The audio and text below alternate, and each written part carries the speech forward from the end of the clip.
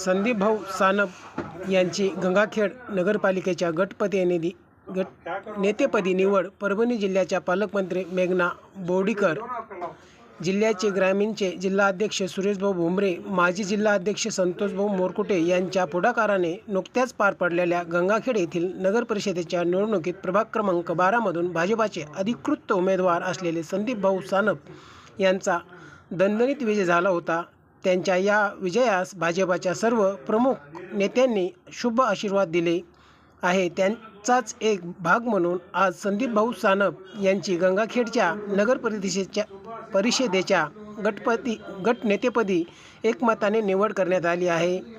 त्यांचा आज परभणी जिल्हाधिकारी कार्यालयात सन्मान करण्यात आला. यावेळी भाजपाचे ग्रामीण जिल्हा सरचिटणीस आकाश लोट, राज्य कार्यकारिणी सदस्य लिंबाजी अण्णा लोटे, किसान मोर्चा जिल्हाध्यक्ष भारत जाधव, भाजपा जिल्हाध्यक्ष उपाध्यक्ष दिलीपराव गिराम, भाजपा तालुका उपाध्यक्ष श्रीनिवास फड, जिल्हा सचिव भाजपा अमोल भैया सानप, सरपंच तथा पंचायत समिती सदस्य प्रदीप मुंडे, जिल्ह्याचे सचिव निवृत्ती भैया रेड्डी यांची उपस्थिती होती व गटनेतेपदी निवड झाल्याबद्दल संदीप भैया सानप यांचे सर्वत्र स्वागत होत असून गंगाखेड शहरांच्या सर्वांगीण विकासासाठी करण्यासाठी मी कटिबद्ध असल्याचे यावेळी संदीप भाऊंनी बोलताना प्रतिक्रिया दिली. महत्त्वाची बाब आहे आणि सन्मानाची बाब आहे. आपली गटनेतेपदी निवड झालेली आहे. ही प्रक्रिया कशी पार पडली आणि गटनेतेपदी आल्यानंतर कसं वाटतं आणि इथून पुढे कशा पद्धतीने काम करणार? देशाचे पंतप्रधान नरेंद्र मोदी साहेब, महाराष्ट्राचे मुख्यमंत्री देवेंद्र फडणवीस साहेब आणि जिल्ह्याचे पालकमंत्री मेघना बोर्डीकर, जिल्हाध्यक्ष सुरेशराव भुमरे आणि संतोषभाऊ मोरकुटे यांच्या मार्गदर्शनाखाली गंगाखेड नगरपालिकेमध्ये मी नगरसेवक म्हणून निवडून आलो व गटनेतेपदी माझी निवड केली दिदींनी. जिल्हाध्यक्ष साहेबांनी निवड केली व त्यांच्या नेतृत्वाखाली गंगाखेडच्या शहराचा विकास भारतीय जनता पार्टीच्या काम करण्याचा तुमचा मानस आहे. भविष्यामध्ये गंगाखेडसाठी काय करणार? गंगाखेडसाठी पूर्ण वार्डाचा विकास आणि पूर्ण गंगाखेडसाठी शहरासाठी निधी आणणे, विकास करणे आणि लोकांच्या संपर्कात राहणे, लोकांच्या आड्याअडचणीला पडणे ही माझा मानस राहील. आरोग्याचा आणि शिक्षणाचा फार मोठा प्रश्न आहे त्या भागामध्ये. काय सांगाल या बाबतीत? काय तुम्ही पूर्तता करणार आहात? मी महाराष्ट्राचे मुख्यमंत्री साहेब व जिल्ह्याच्या पालकमंत्री मेघना बोर्डीकर यांच्या माध्यमातून वरून निधी कसा आणायचा आणि ते आणून मी जास्त गंगाखेड शहर हे धार्मिकरित्या फार मोठं समृद्ध आहे. त्यामध्ये गंगाखेडचा सांस्कृतिक विकास बी फार महत्त्वाचा आहे. याबद्दल काय सांगाल तुम्ही?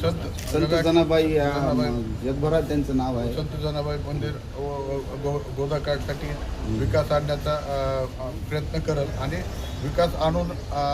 विकास करून दाखवल हे माझा मानस राहील. गंगाखेडमध्ये मोकाट जनावरांचा, विशेष करून डुकरांचा महत्त्वाचा प्रश्न फार मोठ्या प्रमाणात निर्माण झाला होता आणि याच मुद्द्यावर बऱ्याचशा वेळेस प्रचार सभाही गाजल्या. काय सांगाल तुम्ही? जनावरांचा कशा पद्धतीने तुम्ही येणाऱ्या नगरपालिकेची बॉडी आता झाली आहे तर ते सगळेजण मिळून आम्ही ठरवूच काय त्याच्यावर बंदोबस्त करायचे. सगळ्या गंगाखेडवासियांना काय आश्वासित कराल या निमित्ताने? गंगाखेडवासियांना एक आश्वासित करतो की भारतीय जनता पार्टी हे कटिबद्ध आहे विकासासाठी. तरी सगळ्यांनी विश्वास ठेवून मला निवडून दिलेला आहे. त्याचा विश्वास मी पक्का ठेवल आणि विश्वासपात्र राहील आणि पूर्ण गंगाखेडचा विकास करण्याचा 100% प्रयत्न करेल आणि करील. मोरकुटे आणि जिल्हाध्यक्ष आमचे भारतीय जनता पार्टीचे सुरेशभाऊ भुमरे यांच्या शिफारशीवर जिल्हाध्यक्ष सुरेशभाऊ भुमरे साहेबांनी जिल्हाधिकाऱ्यांना पत्र दिलं आणि त्या पत्रावर कलेक्टर साहेबांनी यांची आता आज गटनेतेपदून गंगाखेड नगरपालिकेमध्ये निवड झालेली आहे.